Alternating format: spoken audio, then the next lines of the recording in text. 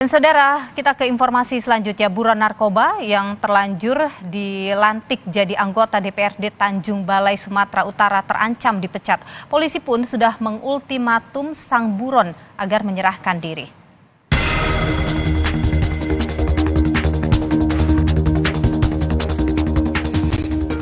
Inilah momen saat buronan polisi Polda Sumatera Utara, Mukmin Mulyadi, dilantik jadi anggota Dewan DPRD Tanjung Balai, Sumatera Utara 29 Maret lalu. Tak hanya mengundang kehebohan publik, pelantikan Mukmin juga menuai unjuk rasa di depan gedung DPRD Tanjung Balai. Bendahara DPW Partai Kebangkitan Bangsa Sumatera Utara, Zaira Zalim Ritonga, mengaku baru tahu Mukmin Mulyadi masuk daftar DPO kasus narkoba setelah diberitahu awak media saat pelantikan. Kata Zaira, PKB telah meminta klarifikasi dari Polda Sumatera Utara. Jika terbukti, partai akan menjatuhkan sanksi pencopotan Mukmin melalui mekanisme pergantian antar waktu dan pemecatan atas alasan melanggar aturan partai. Kita ketahui dari partai setelah itu dilantik. Jadi kita tahu ini dari media.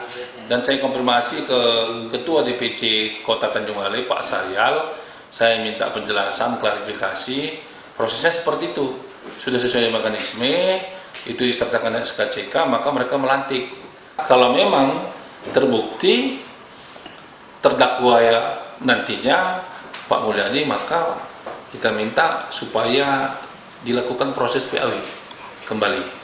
Bang, apa pemecatan atau gimana? Ya pemecatan lah, kalau sudah PAW kan pemecatan dia. Polda Sumatera Utara mengkonfirmasi Mukmin Mulyadi merupakan DPO kasus narkoba tahun 2020 lalu. Mukmin sudah ditetapkan sebagai tersangka bersama seorang tersangka lain dalam kasus peredaran 2.000 butir pil ekstasi. Mukmin yang kembali buron setelah dilantik sebagai anggota DPRD Tanjung Balai diultimatum untuk segera menyerahkan diri.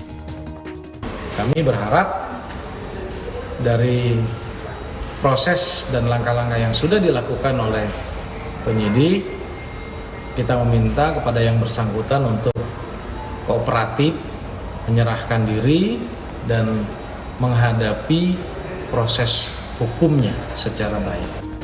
Lolosnya buron kasus narkoba hingga dilantik menjadi anggota dewan mengindikasikan lemahnya proses rekrutmen dan seleksi jabatan publik. Padahal, Mukmin Mulyadi sudah jadi buron narkoba sejak 3 tahun terakhir. Tim Liputan Kompas TV.